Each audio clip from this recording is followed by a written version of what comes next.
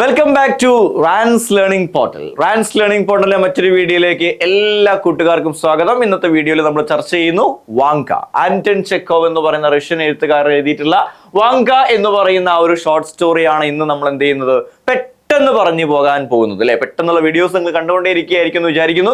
ഏതായാലും ഇന്നത്തെ വീഡിയോയിൽ നമ്മൾ വാങ്ക എന്ന് പറയുന്ന ലെസണിൽ എന്തൊക്കെ കാര്യങ്ങളാണ് നമ്മൾ ഓർത്തിരിക്കേണ്ടത് എന്നുള്ളത് നോക്കാൻ പോവാണ് അല്ലെ. വാങ്ക ഇവിടെ ഇരുന്ന് ലെറ്റർ ചെയ്യുന്നത് നിങ്ങൾക്ക് കാണാം.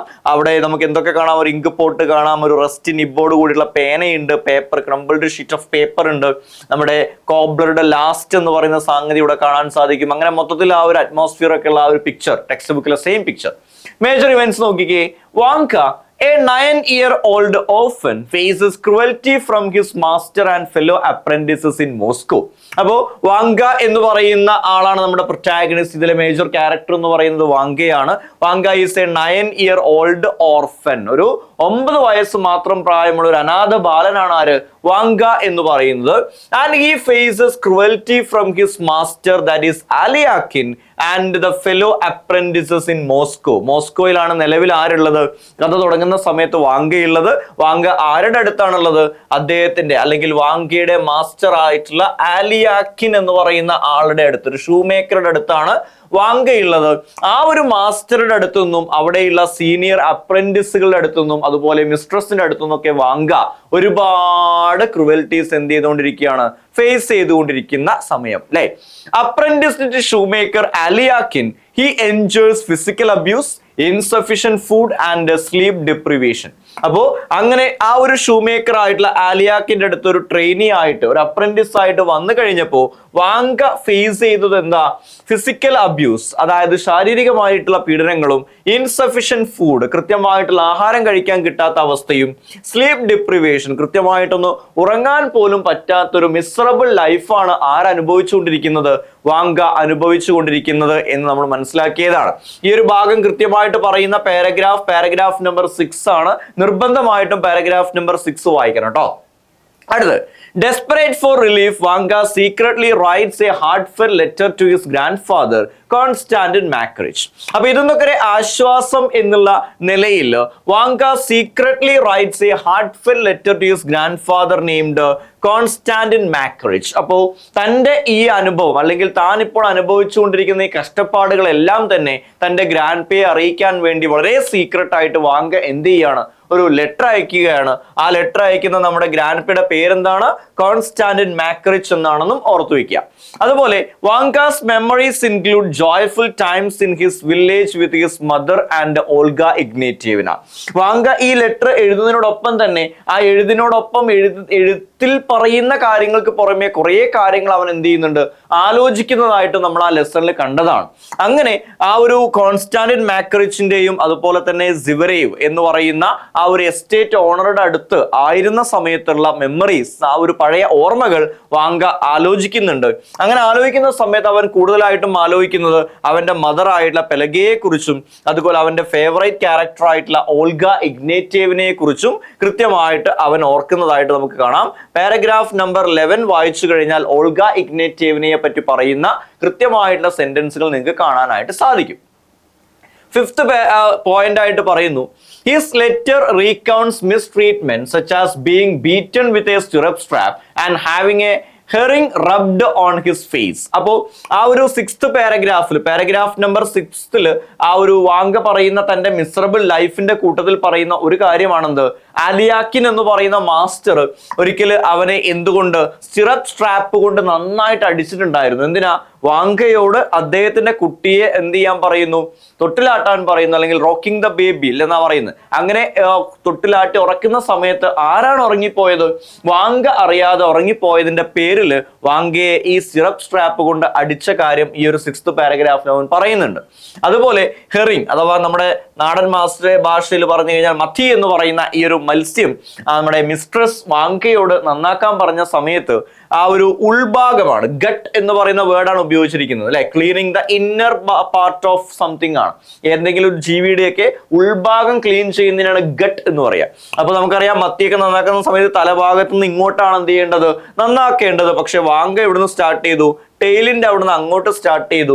അത് കണ്ടുവന്ന മിസ്ട്രസ് എന്ത് ചെയ്യാണ്, ആ ഒരു ഹെറിങ് എടുത്തിട്ട് അവന്റെ മുഖത്ത് നന്നായിട്ട് റബ്ബ് ചെയ്ത് കൊടുക്കുന്ന ക്രൂരതയും നമ്മൾ കണ്ടതാണ്. ഇതെല്ലാം 6th പാരഗ്രാഫിൽ എക്സ്പ്ലെയിൻ ചെയ്യുന്നുണ്ട്.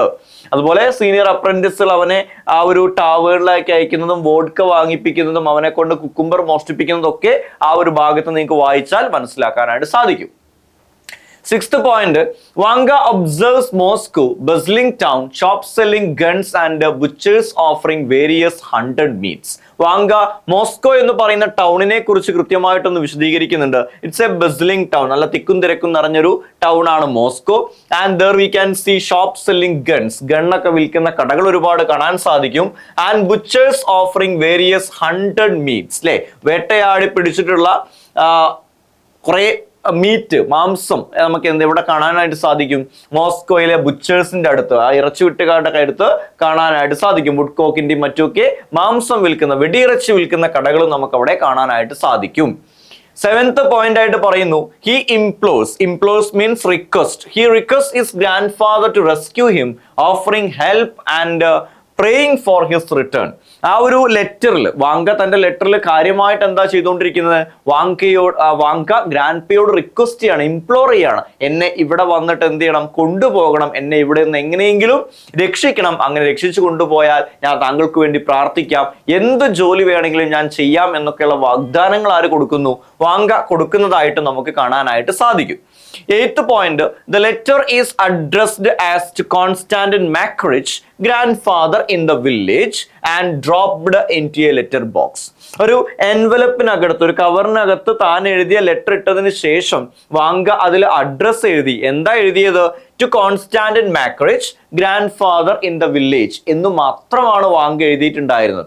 അതൊരു പ്രോപ്പർ അഡ്രസ് ആണോ, ഒരിക്കലും അല്ല. അതായത് കൃത്യമായിട്ട് ലെറ്റർ എഴുതാൻ അറിയാം, പക്ഷെ ലെറ്ററിന്റെ പുറത്ത് എങ്ങനെയാണ് അഡ്രസ് എഴുതേണ്ടത് എന്നുള്ളത് ആർക്ക് അറിയില്ലായിരുന്നു, വാങ്കയ്ക്ക് കൃത്യമായിട്ട് അറിയില്ലായിരുന്നു. അതുകൊണ്ട് തന്നെ ആ ലെറ്റർ ഇനി നമ്മുടെ ഗ്രാൻഡ്പയുടെ കയ്യിലേക്ക് കിട്ടുമോ, ഒരിക്കലും ഇല്ല എന്ന് നമ്മൾ മനസ്സിലാക്കിയതാണ് അല്ലെ.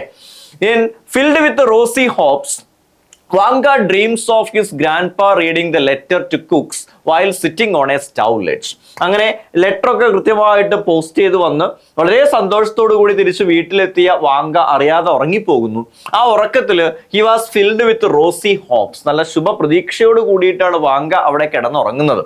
Vanga dreams of his grandpa reading the letter to cooks while sitting on a stove ledge. അവിടെ ആ നെരിപ്പോടിനടുത്ത് ഇരുന്നു കൊണ്ട്, അല്ലെ, തണുപ്പ് മാറി ചൂട് കിട്ടാൻ വേണ്ടിയിട്ട് കത്തിച്ചു വെക്കുന്ന സ്റ്റവ് ആണ് ഉദ്ദേശിക്കുന്നത്.